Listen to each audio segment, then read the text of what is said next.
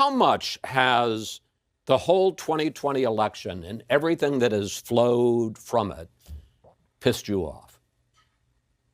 Oh, I mean, you can't go a day without thinking about what he's done to this country, because he's such a little baby that he's thrown 250 years of democracy out the window by not accepting the results of I mean, it's so crazy. He's such a sociopath.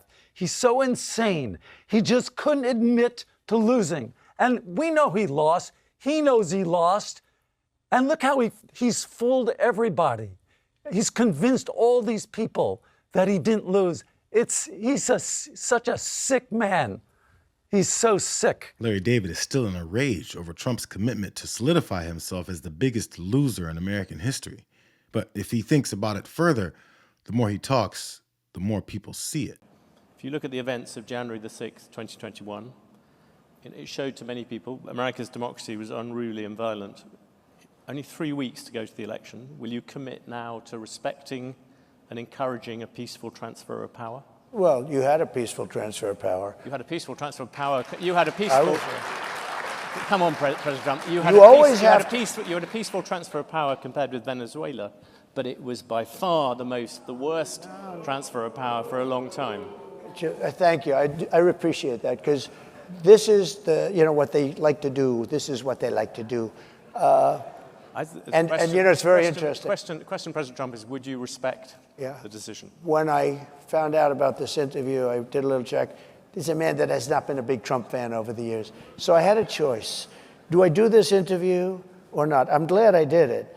But do I do this interview, or do I disappoint a lot of people? Because I know a lot of people in the audience.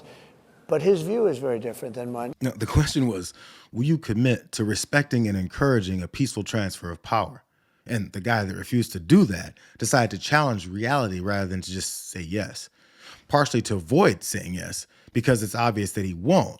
But the main purpose is to continue feeding MAGA the lie that he's somehow won. You know, it's the number one rule of his movement. Never admit that you're wrong. See if the rest of this rant gets anywhere near answering that very simple question. Let me just tell you. I'm asking March, you, we had a term, peacefully and patriotically. These were people.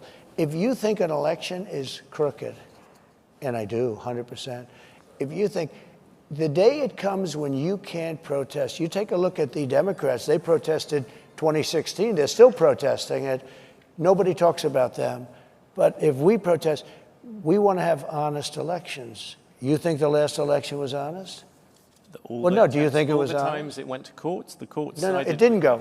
They went to court, and the courts all said, you don't have standing. Nobody had standing. And it's hard, frankly, after an election for a judge, but they all said you don't. Nobody ever had standing. But the facts, if you take a look, I'd show you hundreds of pages of facts. He never shows you the hundreds of pages of facts because, as he just mentioned, the facts were that they had no standing. He said it himself right before saying that there were some unseen facts that you're supposed to believe over the visible facts in your face. And now he dives into recreating a scene that he expects will eliminate the reality that we saw with our own eyes. People were angry. People went there. And I'll tell you what, they never show that.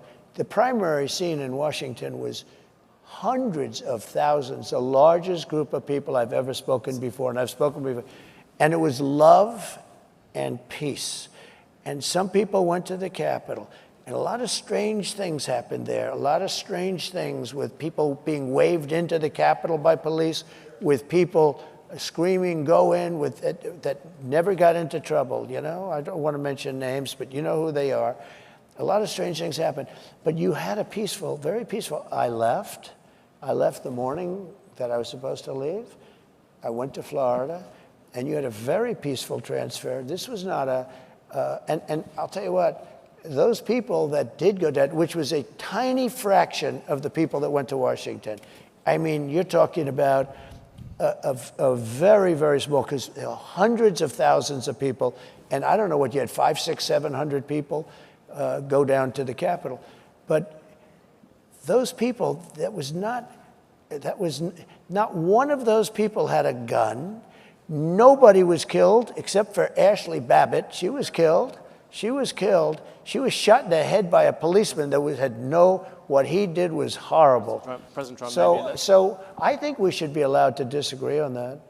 And obviously, you see by the reaction in this room, there's a lot of other people that disagree. Every time we hear him pitch this alternate existence that only thrives in the minds of his supporters, it gets more and more obvious to more people that it's not even a very believable set of lies. And almost everything he said there is untrue, but we are well aware now of some of the weapons that some of the folks there were carrying that day. Well, I mean, the other thing I just want to point out, just when it comes to January 6th and the peaceful transition of power, which there was not a peaceful transition of power, is he also talked about how he got on a plane and went down to Florida. He is referring to what he did before inauguration, but he also broke precedent there by essentially storming out and going to Florida and not staying through the transition of power, something that we have seen for decades and through cycles and cycles of various presidents. You know, Trump's biggest hurdle with his dedication to this lie is that after peddling it for nearly 4 years, more people get to hear how incredibly ridiculous it is, which might be why he's suddenly pulling out of all these interviews. Well, Trump canceled, and he was going to come on.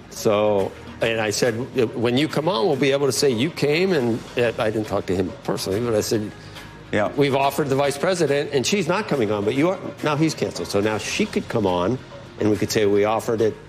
Trump can't, but they're not. You know, this comes after he scurried away from 60 Minutes and was exposed by Bret Baier over rejecting a second debate with Harris on Fox News that he constantly claimed was being held up by the vice president.